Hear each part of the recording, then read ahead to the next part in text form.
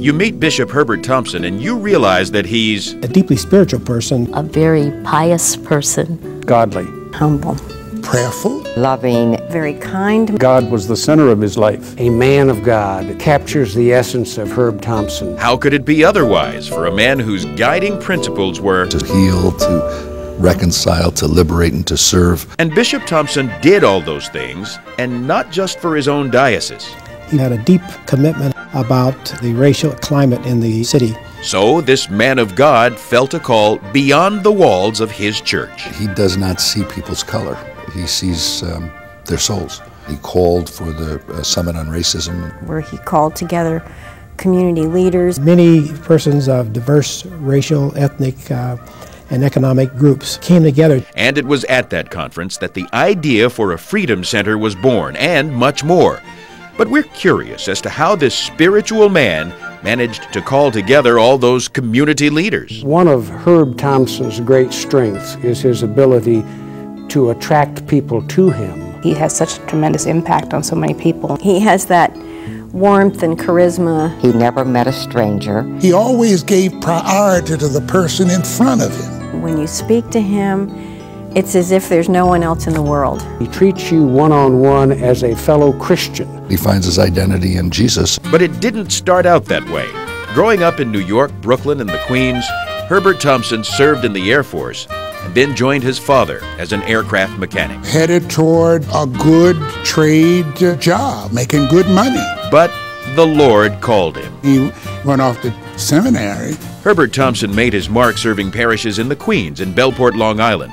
But before we go farther, there's one thing we must tell you. What he doesn't have is a good sense of the clock. It's absolutely true. Punctuality is not his forte. He does operate on a different time schedule. He has the incredible ability to show up 2, 3, 4 hours late. People were ready to shoot him, and in 2 or 3 minutes, he had them all talking about God.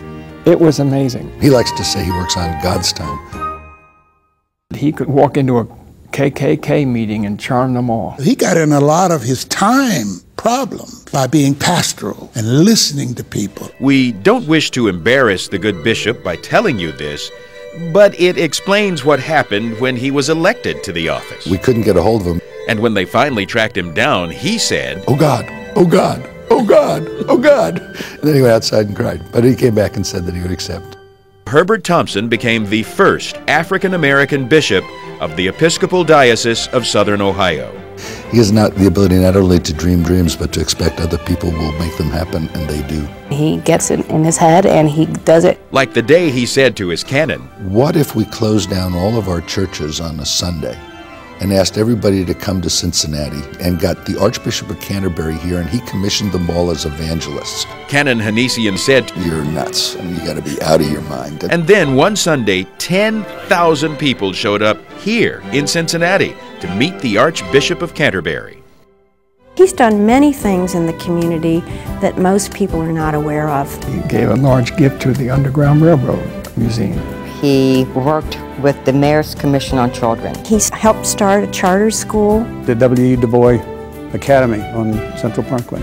He built the Proctor Conference Center for meetings and for youth work. He's helped ex-offenders integrate with their family. And there are many more acts of Christian charity that we don't have time to tell, but you do need to hear this. In his role as bishop, there have been dramatic challenges in this community. You didn't see him manning the barricades. You saw him in City Hall. Trying to motivate the better elements of a community to meet their obligations. But he's not a headline grabber. He's motivated by a deep sense of service. Time's almost up, and we haven't told you. Here is a man who came very close to being elected presiding bishop of the Episcopal Church. He's had tea with the Queen at Buckingham Palace, and he's a close friend of Desmond Tutu. When he retired this year, Bishop Tutu came for that retirement party. Nor did we tell you. He has a beautiful singing voice. When he chants in the service, it's crystal clear and on pitch. He does play the piano and the ukulele and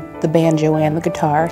And perhaps the best-kept secret. He's a great dancer. There's a dance that seems to draw everybody out on the floor. And it's called the electric slide. The electric slide, I've seen him do it. He's great. He does it with a certain style that's all his own. He really can step. James Hanesian has one last piece of advice. Always get the first appointment of the day. If you had the 5 o'clock appointment, it was tough. Ladies and gentlemen, the oft-times late, and we hope he's present now, great living Cincinnatian, the Right Reverend Herbert Thompson Jr.